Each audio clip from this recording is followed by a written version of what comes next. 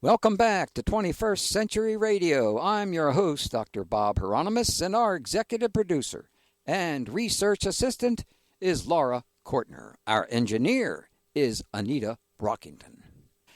Now, we've all heard the song, This is the Dawning of the Age of Aquarius. We've been talking about the Age of Aquarius since at least the 1960s, but on this show, you've heard me explain that the dawning of an astrological age is actually a process that covers hundreds, maybe thousands of years. And many people have listed dates for the beginning of the Aquarian age that are widely different. Tonight, we bring you a professional astrologer to explain this all to you.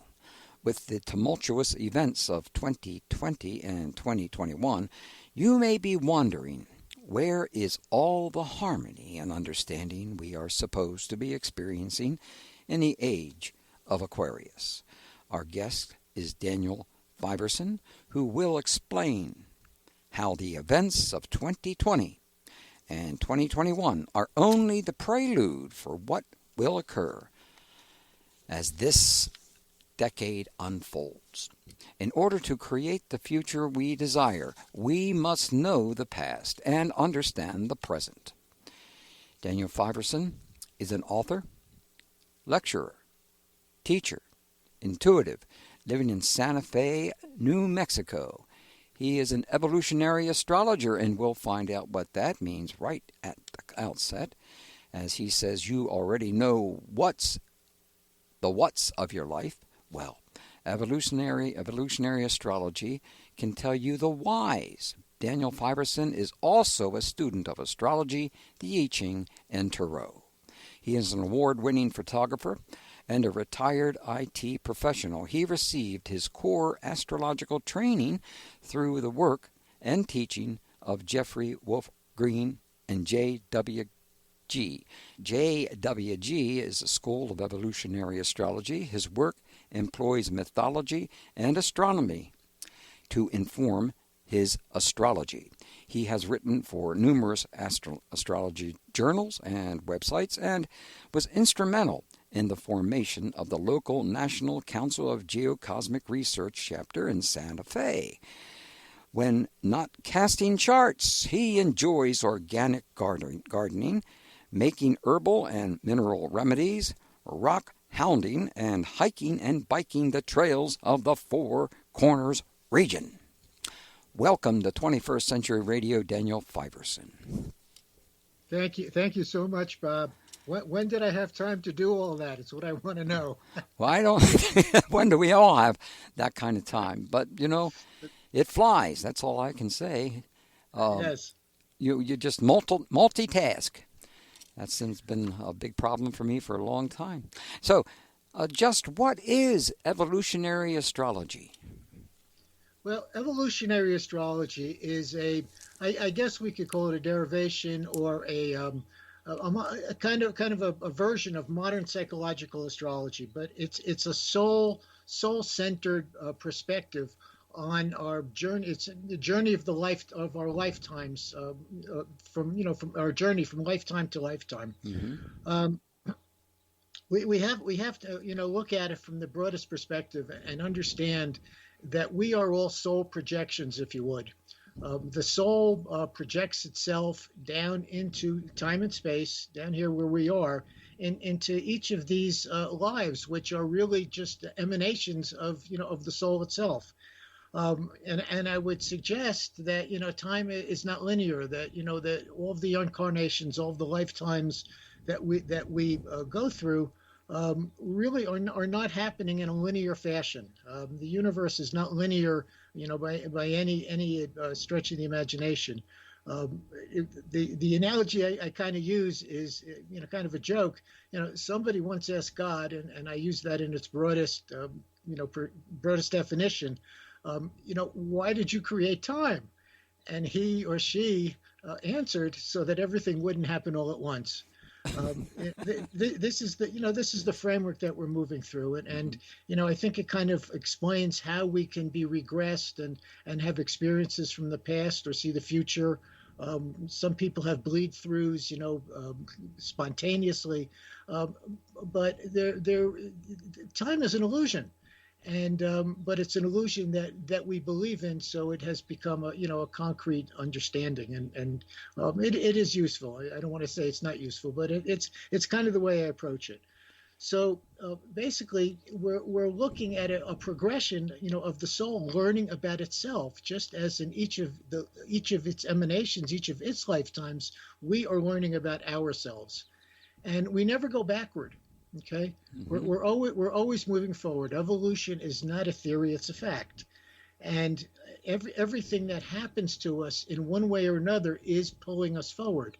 Sometimes we go 2 steps forward and 1 step back. Sometimes we go 1 step forward and 2 steps back. But in all ways, we are always somehow progressing towards the future.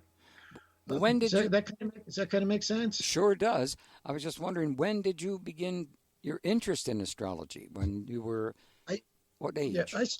I started to study astrology back in the 1960s. If there's any other astrologers, anybody who knows astrology listening, it was when Uranus and Pluto were conjunct in the sign of Virgo, um, Yes, I think you said back in the that in your book. 60s. And I think, yeah, yeah, I think you did. I'm sorry, I've yeah, forgotten no, go that. ahead, go ahead. Well, that's what um, I was. The reason why I asked that question is that so many people that I have talked to in the past have ridiculed astrology to the nth degree, and yet so many people who have studied astrology have made some very important, uh, ex- great successes in understanding who they are and why they're here. And that's one of the reasons why, when I started to be interested in astrology, I used to think, reading it, of course, in newspapers, that that's what astrology was. What is the problem in using astrology just in looking at it from a newspaper vantage? Yeah, that's a great point. Let me speak to that.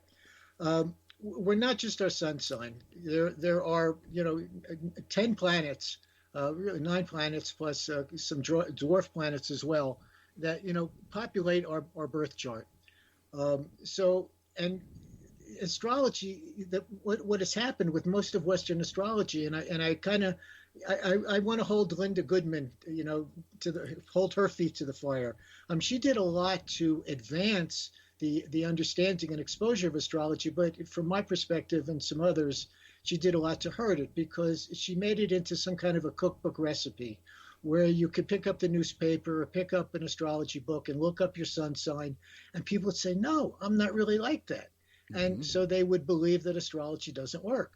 Um, the way that I work with it is it's not, I think you alluded to it. It's not about taking the chart and overlaying it on you and saying, well, you were born with the sun in Aries, and so you're going to be impulsive and you may get angry and, yada, yada, yada. That may be true, but that's really not who you are or what it's about. That's right. And as a matter of fact, because all the archetypes, there are 12 zodiacal signs and 6 polarities, actually, of the 12 signs. Because they are polarities, sometimes a sign represents or will express as its opposite. Sometimes somebody with a lot of Libra, which is the opposite of Aries. Libra is all about our connections with other people, our relationships, our relationship to ourselves. Um, but it sometimes that relationship becomes its shadow expression, and it becomes Aries, and it becomes more self-centered and self-interest, and that it expresses as its opposite. So there's all kinds of parameters that are in play, Bob, in terms of just picking up one little piece and trying to say, well, that's who I am. We're much more complex than that. And then there's another whole layer of understanding because um, if we understand the course of evolution, we come up from the animal kingdom, and in the animal kingdom, security is in the herd. Okay, When we first come into human life, human existence, our security and our everything that we're reaching out for is also about that herd mentality. It's about to be like everybody else, to dress the same, to talk the same, to basically be, want to be like everybody else, want to learn how to play the game, want to learn how to get ahead. But there are two other evolutionary states besides this first consensus state. Just as a matter of record, that consensus state actually represents, somewhere around 70% of the people on the planet. And it kind of explains why things are the way that they are and seem to move so slowly forward. Each of these states that I'm going to describe actually has three stages within it. At the top of the consensus state are the people who not only have learned how to play the game, they're making the rules. The corporate, the corporate magnates, the popes, the kings, the people who are really pulling all the strings. But they get to the top of that mountain of materiality and consensus and having everything, and they still don't feel any more secure than they did when they started out, because they've got a lot more to lose. They actually are behind the guy maybe working on the assembly line in Detroit in terms of a sense of their own personal security, because there's so much that they could lose. And they begin to ask the question, there must be something more. And that opens up the search, the exploration, the inner journey to determine what else is there in life that was going to bring me passion and fulfillment and purpose. And this is what Carl Jung called the individuated state, and it correlates to the planet Uranus, where we begin to recognize that, yes, I am like everybody else, but I'm not. I have certain traits. I can play the piano, I can dance, I can sing, I can draw, I can write, I can, I have basic things that I have brought with me, into this lifetime that make me unique and make me an individual. And as we move through that is the individuation process that's very Jungian.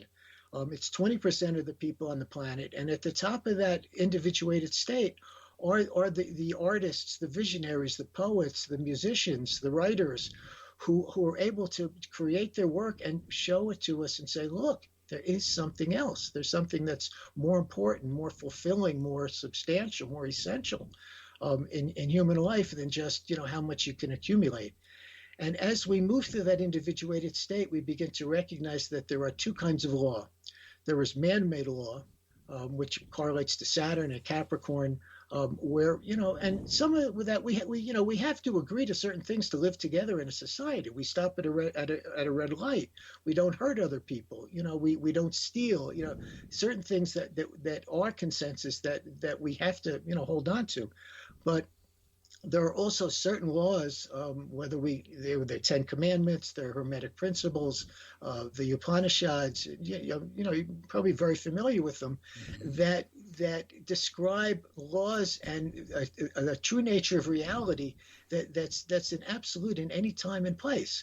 It was true back in 800 BC, and it would be true in 3000 AD. As we begin to live according to that natural law, we begin to what Jeff Green calls spiritualize. By the way, JWG is Jeffrey Wolf Green. Oh, thank you. Yeah. Sometimes it's just abbreviated because it's such a mouthful. But at any rate, as we begin to live according to those natural laws, we begin to what Jeffrey called we spiritualize. And that's not religion. The religions roll back in consensus. They're hell and damnation and patriarchy. And we begin to spiritualize, and we begin to live according to that natural law, and we move into the third of the states. I don't know if I said it, 20% of the people on the planet are individuating approximately. And we move into a spiritualized state. And it's only been 5% of the population in the entire history of the planet. And at the top of that spiritualized state are the saints who have delivered the messages. And what's interesting is that from my understanding, all those messages were the same. They were just giving at a different time and place and directed a different mentality that taught us that there's really only one of us on the planet, that what happens to you happens to me, and what happens to you and me also happens to the ground that we stand on. And, to come to that kind of understanding is the spiritualized state and to live in it. Fine job. fine job. We're going to take a break here. Good going there. I figured you could do a good job on that, Daniel. It's the kind of thing we need to talk about. We'll be back in just a few minutes here. This is, by the way, our guest is Daniel Fiverson. 2021 is the Aquarian age, and an evolutionary astrology forecast available at Amazon.com. We'll be right back right after these messages. Hello, this is Stanley Krippner. I'm professor of psychology at Saybrook Graduate School in San Francisco on behalf of 21st Century Radio, run by Dr. Bob Hieronimus. And I would certainly encourage listeners to stay tuned, because you will hear things on 21st Century Radio that you'll hear nowhere else on the airwaves. Thank you for staying with us. I'm your host, Dr. Bob Hieronimus, and we return now to our guest. Are you there? I'm here. Yeah. Bob, can I just add two thoughts before we move on? Certainly you can. Okay. The first is, this is the reason why Western astrology, for the most part, doesn't work for everybody, because the way the chart is going to work, the way the archetypes are going to work in that chart, are going to be where they are along that evolutionary scale. And it's important, because if somebody's, just consensus, what they really want is the BMW and, all the fancy clothes. If somebody is spiritualizing, individuating, they want to, maybe go to India and find a guru or find a teacher. But the other important thing to understand is that it's not a one-note band, one-note song. We're looking at a keyboard. Okay. Mm-hmm. And we're playing chords across that keyboard. We could still have things back in consensus. Hey, I want to go out and have my margaritas Friday nights, Mm-hmm. It's okay. We're not done with it until we're done with it. And that's why it takes so many lifetimes to really evolve and to find what they call spiritual enlightenment. We're all moving towards it, and we're somewhere along that line of progression. But it's where we are on it that determines how your chart is going to work, how those planets are working for you. And what I do is, when somebody calls me for a reading, I give them an intake form. I ask them some basic questions about their life, because it's not a guesswork. It's not hey, give me your chart and I'm going to tell you everything about you. That's ridiculous. Like you said, it's not about the what's. It's about why what has happened has happened. So I ask everybody a question. What is it you'd really like to take away from this reading? And that begins to give me some idea of where they are along that evolutionary progression. So, of course, the book is called Is This the Aquarian Age? And so what does Aquarius mean? Well, Aquarius is obviously a very big word.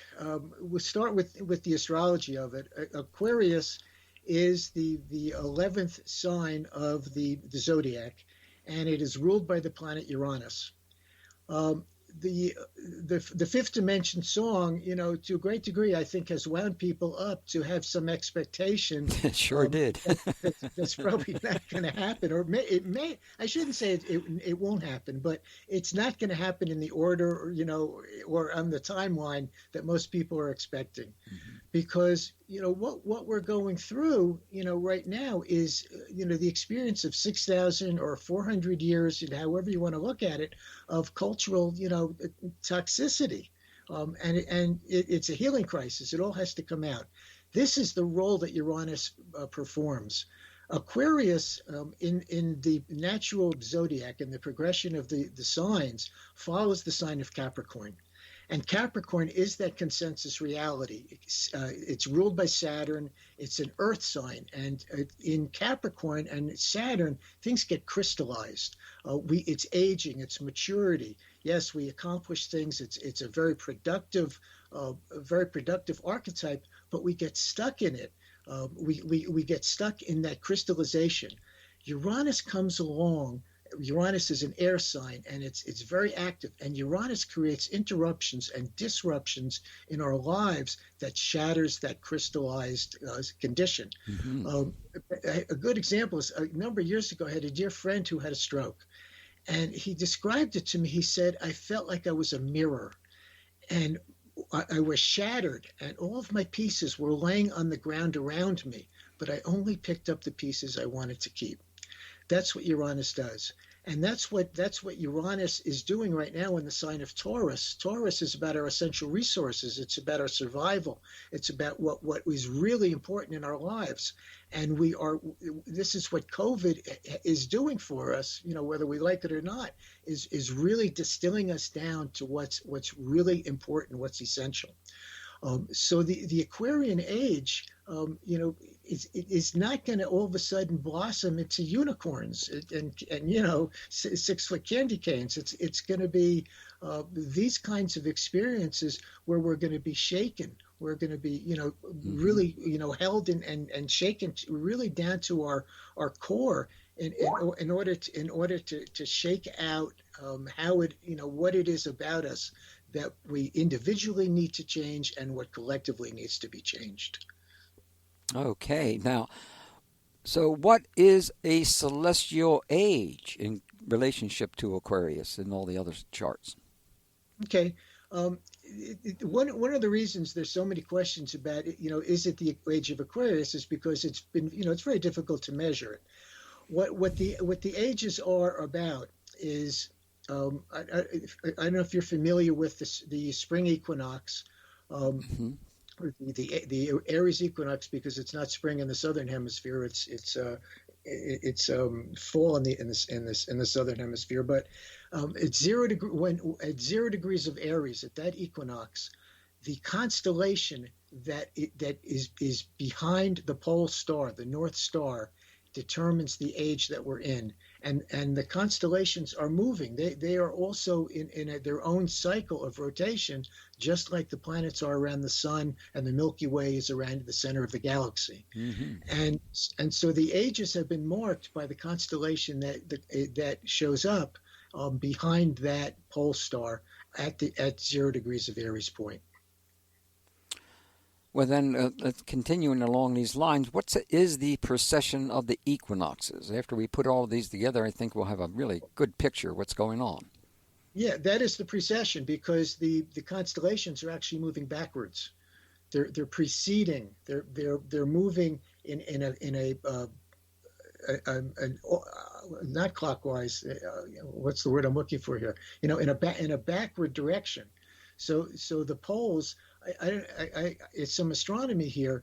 The Earth is actually at an 11-degree angle off center.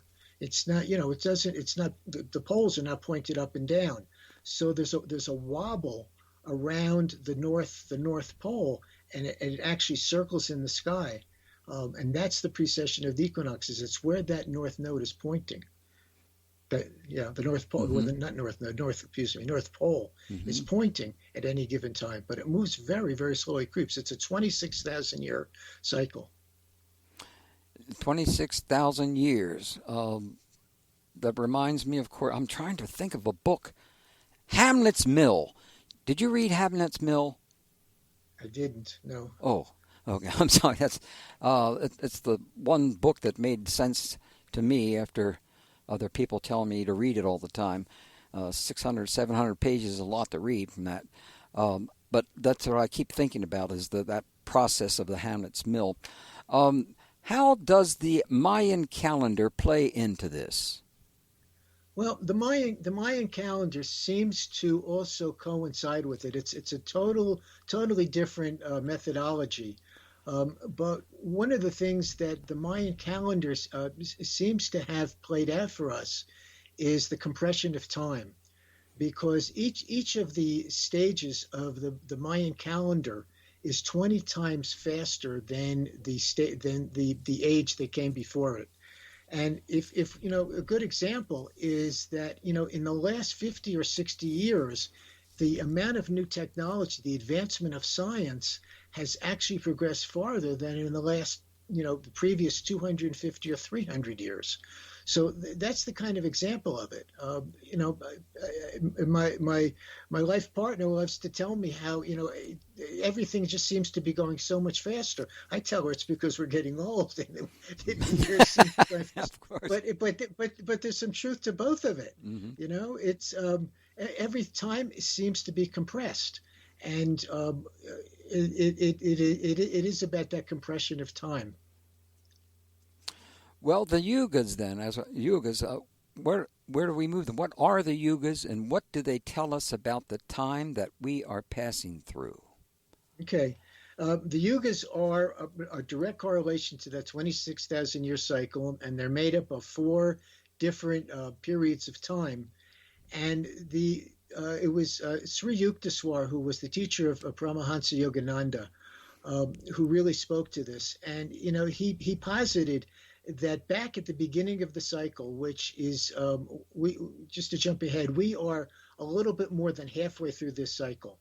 We've come through the actual nadir of the full 26,000 year cycle back 300 years ago, at the time of the American and French revolutions. But it's been posited that at the beginning of the cycle, we had abilities and what we now call the clair skills. There was telepathy. People were actually telepathic, and as the yugas unfolded over the first 15,000 years, that those abilities were lost, and that's when writing and language came into place. It's a cycle. We're headed back up again. But we're a good 8 or 10,000 years out until we come back up to that golden age that once existed. You look on the planet, Bob, and there are structures on this planet that we can't explain, whether it's the pyramids or Stonehenge or Göbekli Tepe. There's many of them, and they're all made out of stone. All that survived was made out of stone, and think about, 20,000 years ahead from our time. What's going to remain? I suggest that there will be things of stone and also, unfortunately, plastic. I think that's very telling. Yes, that's true. Right? That's right? true. So we have no way of explaining how these structures, who built them, how they got here, what their meaning is. I just know that the pyramids were not tombs. Of course they weren't. Of course they turned. You're absolutely right. Are they? Could you call them astronomical calendars? I think that they were energy generators of some kind. Yes. There, so much is going on right now about the Great Pyramid. It's amazing. What we used to think of. All the energy being on the inside of the pyramid, now we're beginning to find out that it's the energy outside of the pyramid that the pyramid is putting out. Right. This is amazing what's going on. Unfortunately, some of the folks that were allegedly Egyptologists are certainly hung up on it totally being a tomb, and that is it. Zahi Hawass is basically the guy that stands for this all the time. He has been caught stealing various elements from the Great Pyramid, et cetera, et cetera. And now he's being pushed by the New York Times as being someone who really knows what's going on. He doesn't. He has stood in the way of all of the work of my friends who have worked there for such a long time. Mm-hmm. Mm-hmm. I'm sorry to bring that up. It's just I get so upset by this because he has certainly prevented us from getting to what we knew was coming in regards to underneath the Sphinx and underneath the right paw of the Sphinx. And that, of course, the Sphinx is far older than we ever thought. It's now at least 8,000 to anywhere between 8 and 15,000, even maybe 20,000. So we are just don't know very much about Egyptology because the Egyptologists didn't pay attention to Egyptology. Excuse me, I shouldn't have put it that way. You've raised an interesting aspect of the Uranian and Aquarian dynamic as well, because Uranus is associated with Prometheus, and Prometheus is forward-looking, progressive, but there, at any given time, there are a third of the people on the planet who have a dominant Uranus in their chart who want things to change, but they want things to go back to the way they used to be. Yeah. And there's a third who want that progressive change, who want things to go forward towards a future that they are dreaming and imagining. And then there's a third that are on the fence in the middle. Well, that's oops. Time out on the playing field, I understand, for my boss on 21st Century Radio with our guest, Daniel Fiverson. Is This the Aquarian Age? You got to get a copy of this book. It took me a while to read it over and over and over again, but this guy really knows what he is talking about. And I'm very fortunate to have been able to bump into him on this. So we'll be seeing you guys back in a few minutes.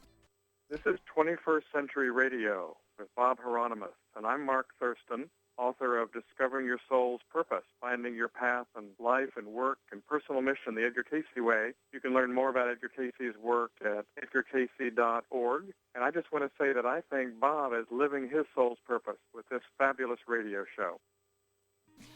Our guest is Daniel Fiverson, and we are talking about his book, Is This the Aquarian Age? An Evolutionary Astrology Forecast, available at Amazon.com. You need to get a copy of this book.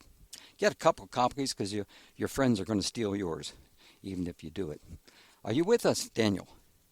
I'm right here, Bob. Okay. What is the relevance of biblical prophecy? Well, I've always been on the fence about the Bible, Bob. I have to, admit it. I was raised, in one religion and, moved away towards Eastern religions as I grew older. And I really didn't hold the Bible, for the most part, to hold much credence. But I have come to understand that, for instance, the first 5 books of the Bible that were written in Hebrew is a mystical, symbolic language. It's kind of like astrology. Mm-hmm. Each letter in the Hebrew alphabet is an entire dimension. It has meanings. It's not just a letter like A. It has great depth. So there are esoteric meanings and intentions that are hidden behind most of the liturgy. The early liturgy. I don't want to denigrate anybody's religious beliefs, but I think what happened after the fall of the Roman Empire really was not necessarily a positive direction. I think that patriarchy really began to take over to an even greater degree than it had in the Greek and Roman civilizations, and it just entrenched itself with its own belief structure that has come down to us to today. So when I talk about prophecy, I look at some of the old Hebrew prophets and what they had to say, and again, it's hard to really get a clear message because they have been translated, and the translations were based on whatever they understood that word or those phrases to mean at that time. So again, it's kind of like a game of telephone, where people pass a message along, and the message gets construed or it gets hijacked, for some group's personal agenda. But what is surprising and really what kind of woke me up a little bit is that I never, and I'm going out on a limb here, I'm going to be honest with you, I never really believed in the concept of an antichrist. I just had trouble with it. But about a year or 2 years ago, we were watching a video, I guess it was a YouTube, that was put together by a group of investigative journalists in Ireland. And they went to the museum in Israel where the Dead Sea Scrolls are stored, and they began to look at the original scripture from Isaiah. And Isaiah, and don't hold my feet to the fire here. I can't remember how many prophecies there were. I think that there were 10 or 12 prophecies, and this video progressed through each of these prophecies, and every one of them had come true. And then they came up to the last 2 prophecies, actually the last 3. One was that there would be a withdrawal from, it was Trump who pulled out of the arms agreement with Iran. Was also one of the prophecies. One of the major prophecies was the refounding of the state of Israel, which was monumental. And it also implies the rebuilding of the third temple, which they've actually already started to build. So every one of these has come to pass. The last of the prophecies was about the lawless one. And when they started to talk about the lawless one, I jumped out of my seat.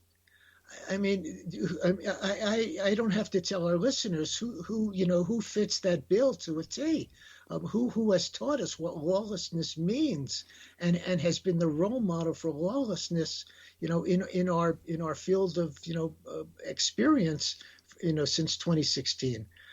So it's hard to ignore, and there are times, Bob, when I say to myself that somehow maybe we're just pushing back against prophecy. That's an interesting idea. Well, I was going to be a priest. Probably went through the same questions that you did concerning the Bible and everything else that I was being led to believe.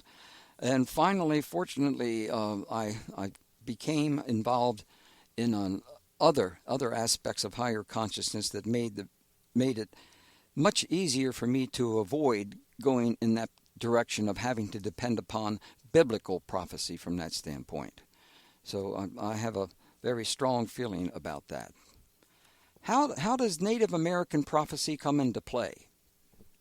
Oh, it's very, very interesting. My source here is a writer named Jamie Sams, which some of your listeners may be familiar with.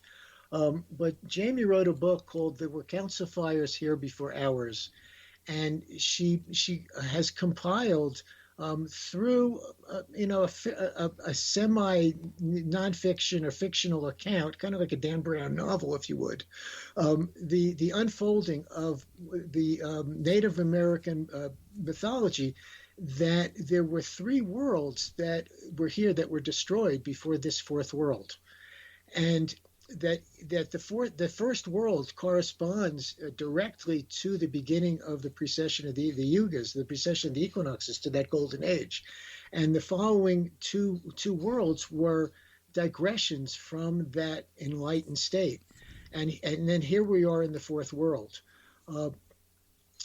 The good news is that according to Hopi prophecy, the fourth world will disappear as the fifth world is emerging. They're not saying that the fourth world is going to be totally destroyed, but we can see what we are going through with our climate change and what's happening politically and disease. There's no question that there is a disintegration that's happening to the planet itself. Yes, it is. My sense of it actually is, I believe that the earth is the greatest healer of any of us. We're all self-healers. We can heal ourselves of anything. I think that the earth really holds that power, and is capable of it, far exceeding any of us. So I have faith in the planet. Do I have faith, that we will all survive, whatever could happen here? I'm not so sure.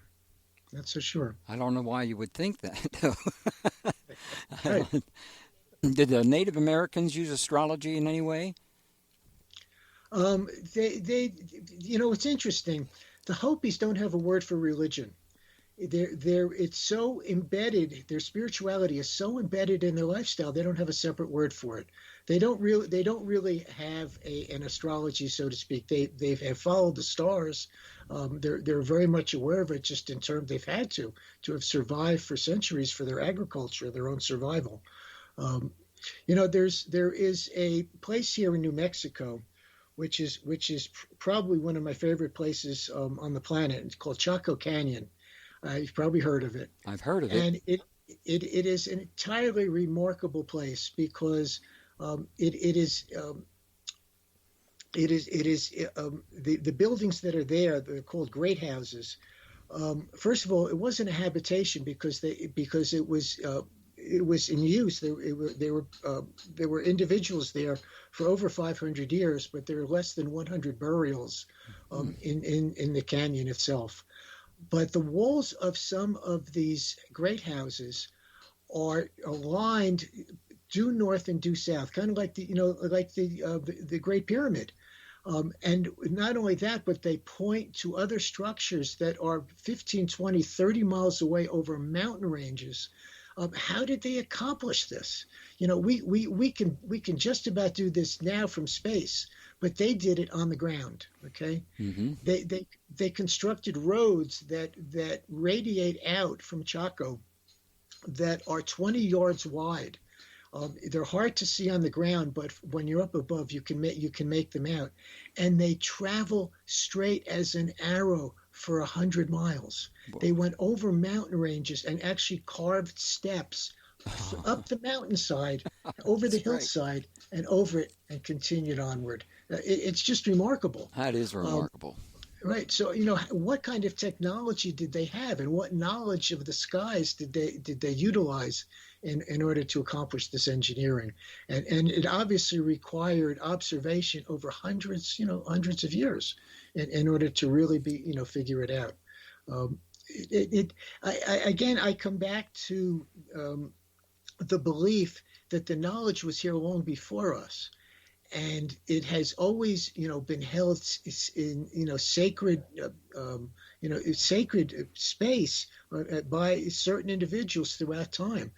It's always been there. It's just that it's been hidden. Yes, it had to have been, probably. What do you think they were trying to point to with those roads?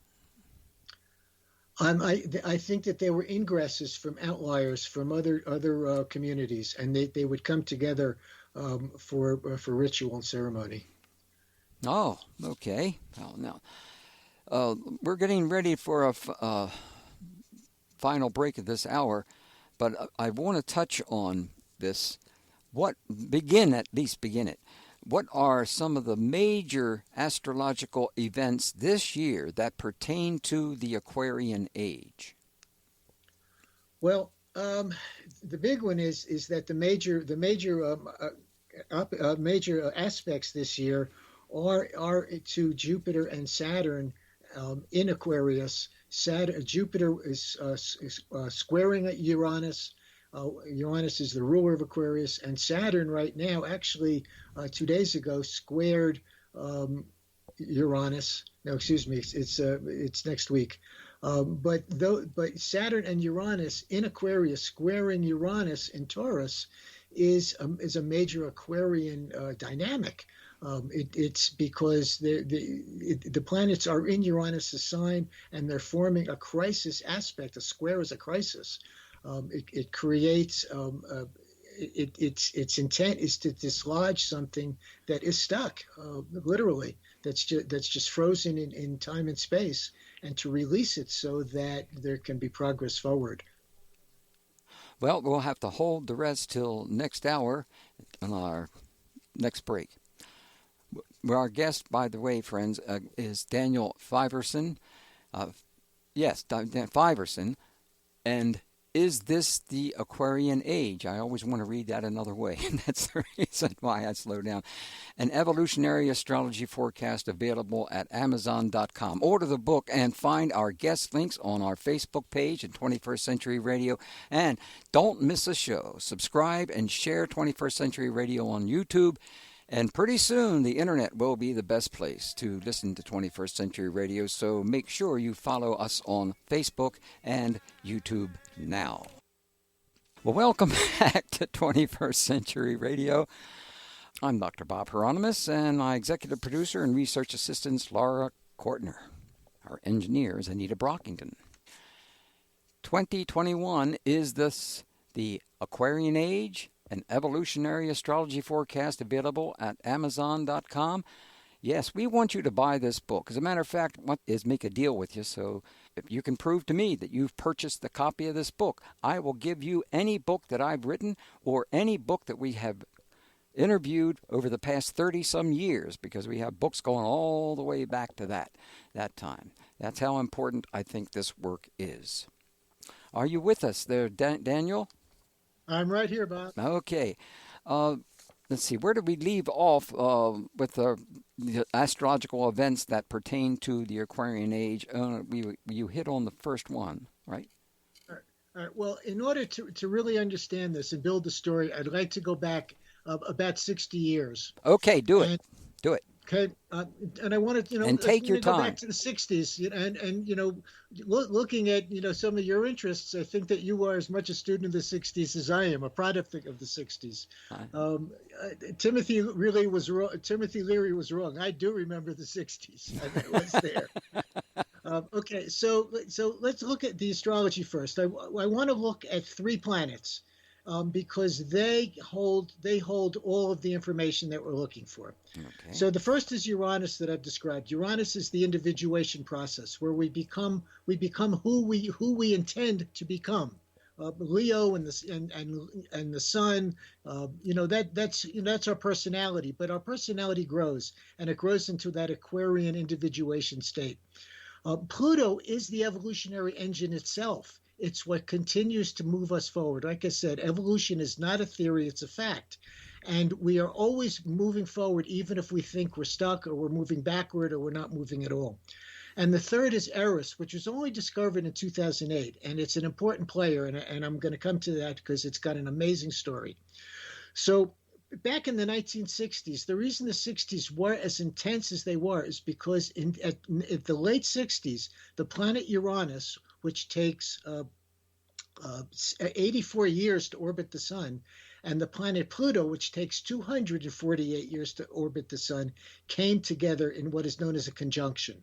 And that conjunction of the evolutionary engine itself driving the individuation process is what created the 60s. It was the war protests. It was the peace sit-ins. It was the assassinations of JFK, MLK, and Bobby Kennedy. All of these things were that Uranus-Pluto awakening, because Uranus is also an awakening. It wakes us up. In 2016, actually in 2015, the planets moved into what is known as a square. They, instead of being at 0 degrees from each other, they were now 90 degrees. They were at the what would be a quarter moon position between the two of them. And in 2016, Donald Trump was elected. Okay. Yeah. All right. And now we have Jupiter and Saturn. Jupiter's about to leave Aquarius briefly. It's gonna move into Pisces, but it's gonna come back into Aquarius later in the year. Jupiter moves through a sign, once a year. Saturn is 7 years. So, Jupiter moves very quickly. The Jupiter things that Jupiter does are important because whatever Jupiter touches, it makes bigger. It's the Midas touch, and astrologers, tend to think of it turns everything to gold. It doesn't make everything better. It just makes everything bigger. Okay. So Jupiter comes along back in January of 2020, and it was conjunct Saturn. That combination has always been a pandemic, okay? And we had COVID, all right? Oh. And then at the end of last year, actually in December, Jupiter and Saturn conjoined, came together at 0 degrees at the same point in the sky in Aquarius. And, that's one of the indications that, is this the Aquarian age? That's really what triggered, my title for the 2021 forecast that I wrote. Yeah. Because we had the Jupiter, which is the planet of expansion and growth and making things bigger, combining with the planet Saturn, which compresses everything and makes everything, one is expansion, one is contraction. Those two planets are what the astrologers who follow economic trends, those are the two planets they look at to gauge market trends. So that's the way last year began, and that's the way this year began. But there's another very important player at the undercurrent here that almost nobody's paying attention to it, and I've been writing about this since 2015. And it is dwarf planet Eris, which was discovered in 2008.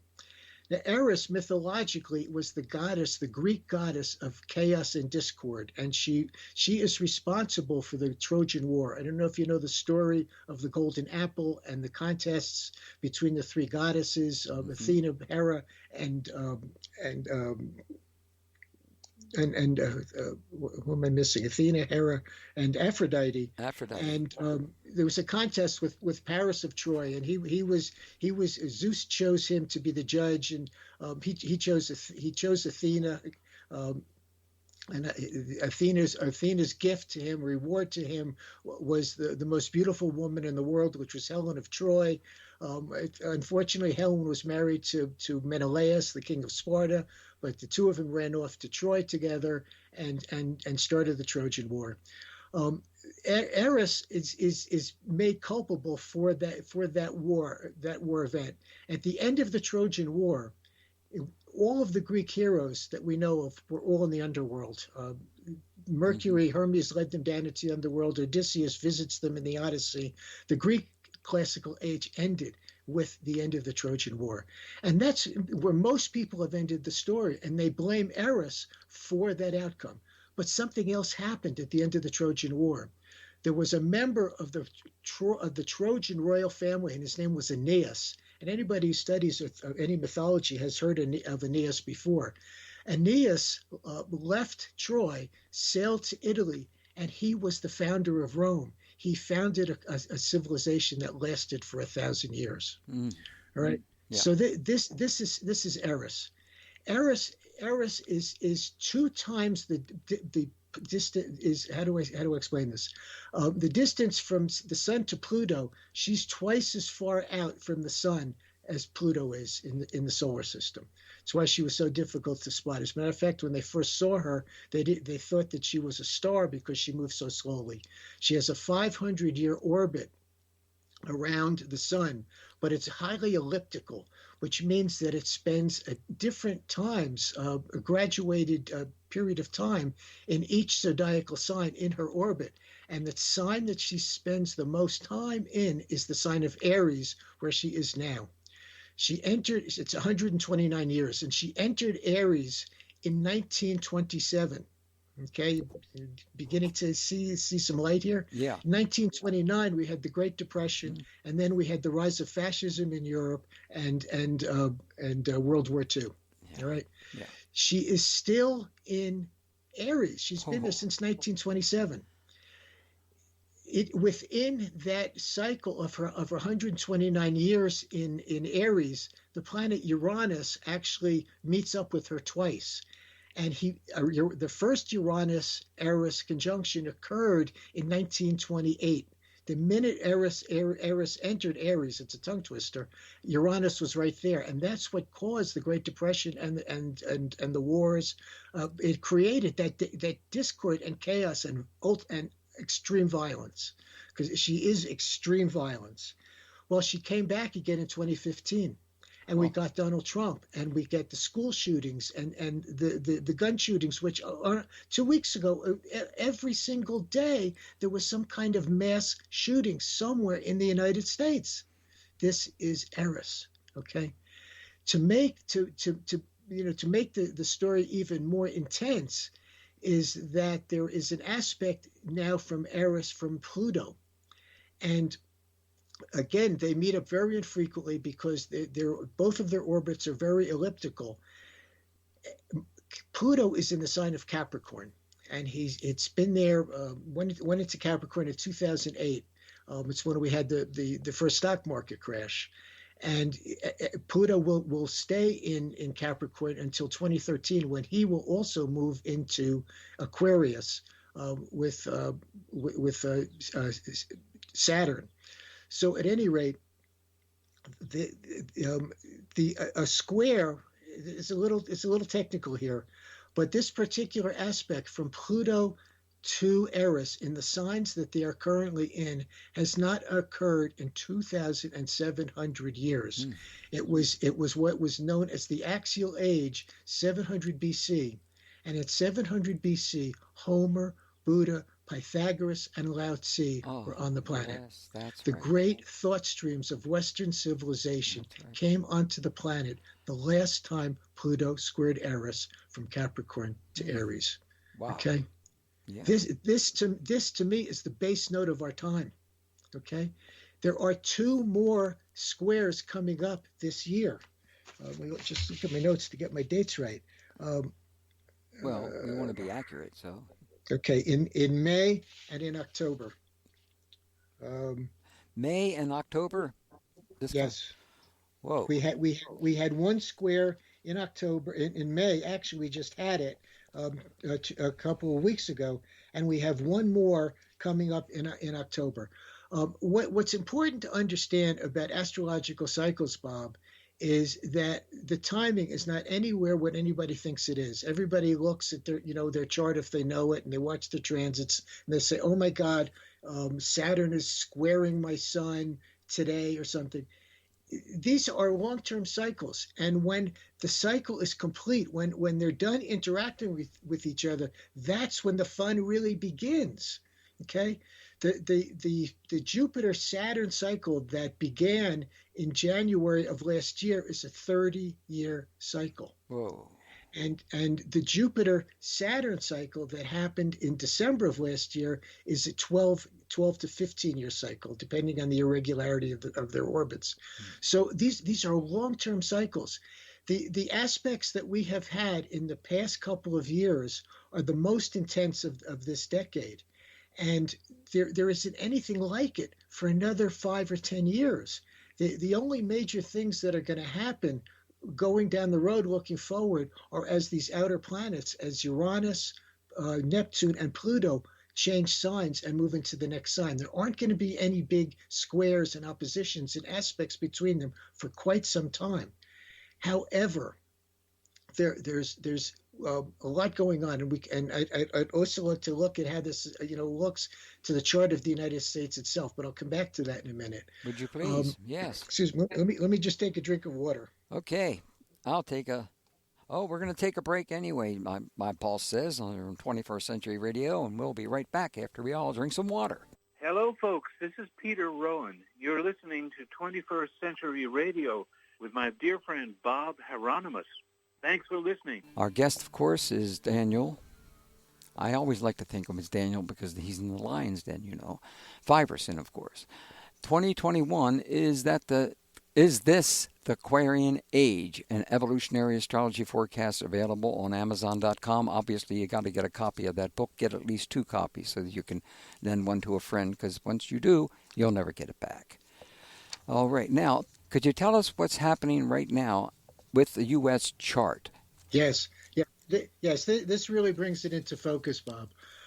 I have to preface this by saying that I have gone rogue with which birth chart of the United States that I use. I use a chart that's actually 1 year before July 4th, 1776, because on July 5th, 1775, I'm sorry, I'm tongue-tied. On July 6th, 1775, the Second Continental Congress passed an act to, quote, bear arms against Great Britain. And up until that time, all of the skirmishes between the Redcoats and the Minutemen had been defensive actions, holding off the British. But on that day, they decided, no, we're gonna raise a standing army. They hired George Washington as the commander in chief, and they went to war. And from my understanding of how countries evolve, when a colony declares war against the mother country, I think that it ceases to be a colony. And on that day, the United States actually became a sovereign entity. They took up arms against the greatest military power on the planet, and I don't think they had the confidence to really brag about it too much. By the following July, they had survived the winter at Valley Forge. They had survived. They'd made it, and they had enough confidence. It was the country's first birthday, and they were able to announce to the world that they were an independent country. That's just my purview. There are other astrologers, but they're in the minority who agree with me. But that being said, there are 2 events which are occurring right now to that chart, which explain everything from my perspective. One of them is what is known as the Pluto return, and some of your listeners may have heard of that, and the other is the Neptune opposition. A Neptune opposition is what occurs when the transiting Neptune, when Neptune in the sky on today is in a 100-degree aspect to where Neptune was on July 6, 1775. That happened in the years leading up to the Civil War. The U.S. Pluto return has never happened before because Pluto's orbit's 248 years. Nobody's alive who really remembers, what happened in 1775 and 76, but that's when the last one was. And we've already had two returns. They've already happened. I say to some of my colleagues, look around at the world if this is not what the Pluto return is going to look like, what is it that you're expecting? You see, I believe in observation and correlation, Bob. That's how I work with a chart. That's how I work with daily transits. That's how I work with all of it. You have to observe and correlate it to the sky. You can't just take what's in the sky and say, well, X, Y, Z, this is what's happening. You have to look at what's happening down here on the ground because we are the reflection of what's happening up above. So we are moving through a time frame in American history that correlates to both the American Revolution and the Civil War. Racism, xenophobia, misogyny, those were all the things that we fought for in the 1860s during that war. Most Americans don't realize that more American men died in the Civil War than in all other American wars combined. There were more deaths on 2 days at Gettysburg than on D-Day. People don't know their history. They sure don't. And we are coming, it's coming around again. It's here. What do you think happened on January 6th at the Capitol? This is what's happening. Okay? A Neptune opposition. Neptune is about our beliefs. And Neptune is also about collective delusion. QAnon. I don't want to get into politics. But it's all here. It's all on the surface now. It's coming out. It's all been exposed.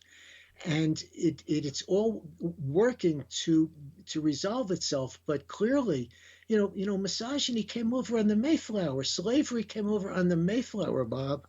Our founding fathers, Jefferson, Adams, Washington, they all had slaves. That's true. Okay, right? That's true. This is our real history, and it's probably in your founding fathers book. People don't understand this. They think of Thomas Jefferson as some great democratic hero. He wasn't. So it's all coming around to be healed. There's a quote by Paulo Coelho. He said, "It's all going to be okay in the end. If it isn't okay, it's because it's not the end." That's one way to find out. Right. By the way, what role does UFO disclosure play in all of this? Well, think about that. I think when it finally is revealed, it's not going to be anything less than the second coming. I mean, think about it. It is going to be the most mind-blowing revelation of our place in the universe since the beginning of time. It's just off the scale. It is. It is totally off the scale. It's going to change everything. Yes, and all of those people that came out and tried to talk about this for so many decades that got either beat up or thrown in jail or murdered. It was all a waste of their life. It's unfortunate but that's how we handle things.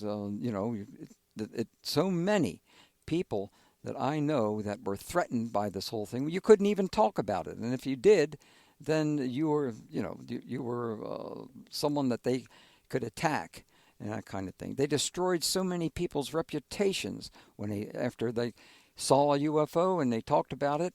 And some of them lost their lives just because of that. Jeez, a whiz. And it's all your fault. Exactly. But God bless them for having the courage to speak to it.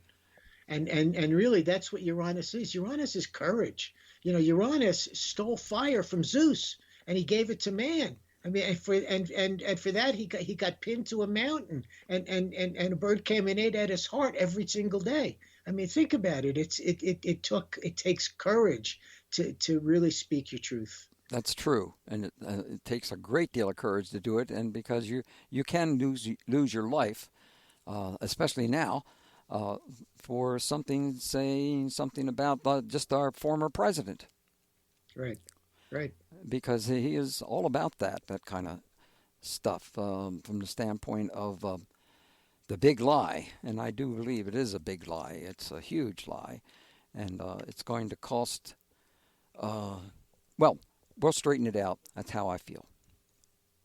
We will, but it's going to take work, and it's going to take people who have the passion and the sense of purpose. That's right. To keep working towards it. But it'll happen. It's because evolution is a fact. It's not a theory. Mm-hmm. But it's what we have to go through. Yes, we're that fish crawling up on the beach and learning how to walk. Yes, remember the axolotl? Right. The axolotl fish who had feet. Oh, I'm sorry, I got excited by that because I thought it was a joke at first, but then I saw one and it changed everything. So you may have mentioned Trump before, but what role does Trump play in all of this from the standpoint, in your perspective? He's a homeopathic remedy. He is outing all the racism and the xenophobia. He's given the problem is that he's given people a purpose. Given them the permission to be racist. He's literally, Yes, given them permission. That means it's come out from the closet. It's no longer closeted anymore. People are openly, spouting their hate. Well, it's a healing crisis. It's a fever. You can't get well unless you have a fever until that fever breaks. And he is the catalyst for it. Whether he is the Antichrist, I don't know. I really don't know. I can't really make a firm determination on that because it's still unfolding. But the man is Teflon. They can't seem to pin anything on him, and that's a little scary. It's very scary. Well, he certainly has taken advantage of that, and those who are totally ignorant have taken advantage of that. Right. Right. Have you looked at his chart? Trump's chart? Donald Trump was, a lot of astrologers say that his chart is someone who was born to have a huge downfall. It's what we're all kind of praying for. But so far it hasn't happened. And maybe it will happen in the end, but how much damage will he do before it actually comes about? That's the big problem. Right. Because he has created, and it's still going on from that standpoint. Right, exactly. What about, what role did the COVID play? You touched on that a little earlier. Well, COVID, again, from my perspective, is also a kind of a cultural homeopathic. Homeopathic is like heals like, and like cures like. And, it's made us realize what's really essential. We're still, unfortunately going to experience supply chain shortages. We're seeing, I think that there's a false sense of security that somehow the vaccine is going to fix everything. It's because we live in a fix me society. You can eat whatever you want. It's too much cholesterol. You go to the doctor and he gives you a prescription. You take a pill. Self-care has never been the real overall practice, medical practice in our country. Most people just, go on and do what they want to do. And they go to the doctor when, it's only as a last resort. We have to learn to take care of ourselves. We have to learn to be responsible for ourselves. That's Saturn. That's one of the aspects of Saturn in Aquarius is taking responsibility for ourselves. It's maturity. It's recognizing. I'm sure you remember the Hopi message from Orobai. Again, back in, what was it, in 2002, 2001, they said, nobody's coming to save us. We have to save ourselves. That's right, yes. And that's what COVID is about. And that's what this transit of Uranus in Taurus, of self-preservation and self-responsibility and self-love, to care about yourself enough to be willing to take care of yourself, not to just, do whatever you want to do and then, go get a shot or go get take a pill or, go for some therapy. We have to, go down into our own shadow. We have to, do the work. It's a very Plutonian process. We have to go down into that underworld, and that's where we're going. We have to experience the shadow before we can, really rise again into the light. Well, one of the things that I've also found fascinating in your book, I'm trying to get to the very back here. Oh, I can't find it. Darn it. Are we taking a break? I'll look for it again. Must be Mercury retrograde today. Well, actually, for a while. Yeah, it is. Yeah, until the 22nd. Here we go. All right, let's take a break here on 21st Century Radio, and we'll return with our guest, Daniel Fiverson. Is This the Aquarian Age? An Evolutionary Astrology forecast available at Amazon.com. Find more about our guests on the Facebook page for 21st Century Radio. Don't go away. We'll be right back with more after this. This is Paul David, producer-director of Jesus in India, the movie. You are listening to 21st Century Radio with Dr. Bob Hieronimus. Visit me at JesusInIndiaTheMovie.com. Thank you. I am Dr. Bob Hieronimus, and this is 21st Century Radio. We've been doing this weekly interview show for over 30 years. Let's rejoin with our guest now. I did find what I was looking for, and that is this. How does the painful political polarity we are experiencing in the United States and elsewhere open the potential for spiritual awakening and greater consciousness? Okay, you're asking me. Yes, sir. Is that okay? Well, because it is exposing what's really been wrong with our culture for so many years. We are tasked with circumstances that are we're just up against a wall. I'm looking for the word here. It's a choiceless awareness. We can only make certain choices. The choices that we made in the past that have resulted in the climate change, that have resulted in the gun violence, that have resulted in the xenophobia and misogyny in our world are obsolete. We're coming to the end of the line, with those kinds of choices. We have to make different choices. We have to change our behavior. And, being frightened out of our wits, perhaps by COVID or Donald Trump or, the threat of war. And that's the other issue that, we haven't even touched on. There's an inconvenient truth in American history that every time the planet Uranus has been in the sign of Gemini, the United States has been in war. It happened at the American Revolution. It happened at World War I, and it's back again. So here we are, facing an alignment of BRIC nations. Even this G7 has actually concretized them even more. It's pulled China and Russia closer together and pushed them farther away from the West. And we're just, there's just this alignment of alliances, which is, taking place, which was reminiscent of what happened at the beginning of World War I, where, one shoe falls and all the dominoes go down. So it's a very tenuous world that we're moving through, and we're learning, to walk through this minefield, because it's a matter of survival. We have to be careful where we step. We have to be careful what we do, what we think, and especially how we act. Especially since there's so many people out there who are just overrunning boundaries that nobody ever believed anybody would cross. So it is taking things to the limit, and when they get to the limit, there's only one direction they can go. They have to go in a new direction. It's the end of the line for a lot of this behavior and these beliefs, which is what we're dealing with.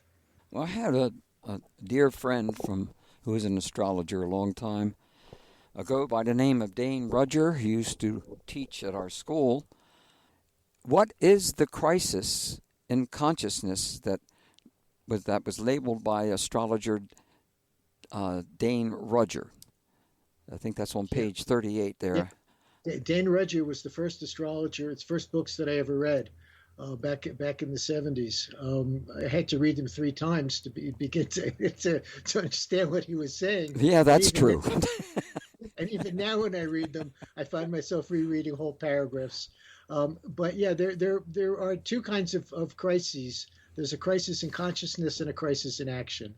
A crisis in action occurs more or less at the beginning of a cycle, at the first quarter of the circle, where we recognize that we have to make some elemental changes in order to keep moving forward towards whatever it is we intended to happen, or we're intending towards at the beginning of the cycle. When we come to the third quarter, or last quarter square, which is the 270-degree point in the circle, that's the crisis in consciousness. That's the crisis in beliefs. That's where we have to recognize that there's something about what we believe or what we're doing that must change before we can close that cycle and actually complete our intention. Mm-hmm. So we're having both of those occurrences occurring. The squares from Jupiter and Saturn to Uranus are both crisis in crisis in action, where the choices that we're making and our lack of maturity, our lack of responsibility, our grandioseness are all coming into question in terms of how are we going to go forward. We can't go forward with as I have a Canadian friend. He says Americans are adolescent. There's an immaturity, a spiritual immaturity in our country, and it's got to change. We have to grow up spiritually. Yes. And the Pluto Eris square that I've been referring to, that's a last quarter square. That's the crisis in consciousness, and that's the hardest of all, because we cannot close the circle until we figure out this piece of it, until we get smarter, until we just wake up and recognize that there's something that we believe, or there's something that we think, or there's something that we are doing that's just preventing us from really pursuing or completing our original intention. Mm-hmm. And our intention is to grow. Our intention is to evolve and become more conscious. That's why we're here. We're doing it anyway. We learn through our emotional body, Bob. We only learn through direct emotional experience. We can be a smoker. We can be a reckless driver. We can fool around on our partners, our wives, our husbands, and thinking we're getting away with it. Okay, but there's always a consequence to be paid, and it's when that consequence occurs. It's when we wake up, in the middle of winter and we can't breathe, or we have pneumonia, or we have bronchitis, or when we come into a crisis because of the choices we've made and refuse to change. That's when we get it. Okay, when we're the one who gets diagnosed with cancer, and we stop eating all the sugar, and we stop eating all the processed foods and all the fast foods, that's when we get it.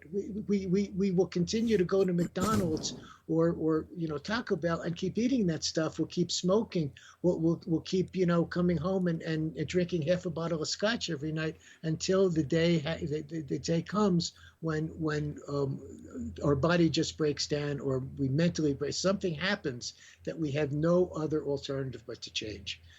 And this is unfortunately what we're going through. We're having a collective direct emotional experience about our health and about our important resources, about what's essential, about what we believe, about what we think, about what we say and do, to other people, how we treat others. It's all got to change. And it's not going to change until each one of us somehow gets it directly, in some direct emotional experience of it. Yes. Well, I read in your bio, in regards to the private readings you do, your philosophy of astrology is not like some cookbook interpretation of who you are. Instead, you look at the birth chart in the context of how a particular life has unfolded. How does this reveal the why of events seen in the chart? Because each of the archetypes in the chart has a light and a shadow expression. And the life experiences of the individual who comes for the reading will reveal to me how that archetype has expressed. If they have the moon in Aries, or is this somebody who has repeatedly gone for anger management, or is it somebody who has taken responsibility for themselves, for their emotional, their own emotional self-responsibility or emotional self-reliance? It all works both ways, and the context of somebody's life will reveal the choices that they have made and why that has happened. Sometimes it's from a past life. Sometimes we just have trouble with some individual. We may have hurt them and they hurt us. It's deep. It's got many layers. From lifetime to lifetime, we pick up where we left off. I think I said this, but we're spared the actual memory, mental memory of what has happened. But in the first 7 years of our life, up to our first Saturn square, it's it's kind of what it's very psychological. We are imprinted with the emotional template of what came before. The way we're treated by our parents, the way we're treated by our siblings, the way we're treated by our peers as we start to as a kid and go off to school. These are the reminders of what we've brought in with us, and they tell us. It's all in the chart. It will tell us. If your mom was an alcoholic and your father beat you up and your uncle raped you, it's all in that chart. And why did it happen? It happened because of something from the past that remains unresolved, that needs to be worked out. But it's something within us. It's not it's not something that we can assign to somebody else and say that they're guilty of it, because it's our life that it happened in, and we have to come to terms with it. Wow, boy, what I have learned, not just tonight, but in reading your book, it is just an enormous amount of things that I need to review again and again, because when I was deeply involved in astrology a long time ago, that was some time ago, but I think the kind of quality of work you're doing it this way is extraordinary, and I want to look more into this, because I think there's a great deal to this in regards to the longevity of your being able to see the future. I don't teach my clients my wisdom. I work with them to open up their own wisdom, to get them to see what they already know, but have hidden from themselves, or have denied, or excused, or thought they weren't good enough, or they didn't deserve it. These are all human natures. We all have all these insecurities, but yet we all have all these strengths that we've brought in with us. And it's learning to recognize what we have accomplished in the past, what we've brought that are our strengths, that we have brought with us, that are all correlated to the weaknesses that we have. It's a match, it's a handoff, but we have to recognize it and begin to work with it. And I help people see this. I help them see what it is, not as a punishment. There's no judgment.